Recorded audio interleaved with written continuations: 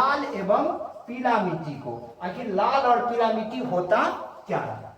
चलिए सबसे पहले समझते हैं। इस प्रकार के मिट्टी का विकास प्रायद्वीपीय पठार के पूर्वी एवं दक्षिणी हिस्से में रवेदार आग्नेय चट्टानों के द्वारा सामान्यतः 100 सेंटीमीटर से कम वर्षा वाले क्षेत्र में हुआ है। इस मिट्टी का रंग लाल इसलिए होता है क्योंकि इसमें लोहांश की मात्रा होता है। उसमें एल्यूमिनियम और लोहा था, इसमें क्या है, हाँ, लोहांश की मात्रा ज्यादा होता है, इसलिए यह क्या हो जाता है, लाल हो जाता है। कौन सा मिट्टी? लाल एवं पीली मिट्टी।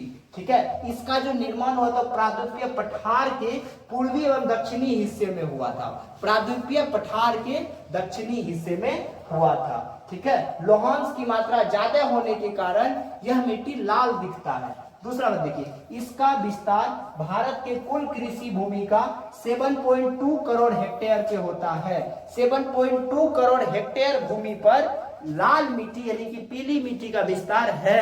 7.2 करोड़ हेक्टेयर भूमि पर इसका विकास है। फिर देखो, लाल एवं पीली मिट्टी मुख्य रूप से तमिलनाडु, कहां कहां है देख लीजिए, तमिलनाडु, कर्नाटक, आंध्र प्रदेश, गोवा, उड़ीसा, दक्षिण पूर्वी महाराष्ट्र, छोटा नागपुर पठार एवं मेघालय पठार क्षेत्रों में विस्तृत रूप से यह मिलता है। इन तमाम जगहों पर लाल और पीला मिट्टी खूब ज्यादा मिलता है। फिर देखिए, जैव पदार्थों के कमी के कारण, जैव पदार्थों के कमी के कारण यह मिट्टी जलोढ़ और काली मिट्टी की अपेक्षा कम उपजाऊ होता है। ठीक है, जैव पदार्थ की कमी के कारण, क्योंकि इस मिट्टी पे जैव पदार्थ बहुत कम पाए जाते हैं, जिसके कारण यह कम उपजाऊ होता है। अब देखो, जैव पदार्थ रहने से होता क्या है, उसका मल मूत्र आदि क्या करता है, जमीन में उर्वरा शक्ति को तेज करता है, काफी ज्यादा बढ़ाता है, जिसके कारण हमारे जमीन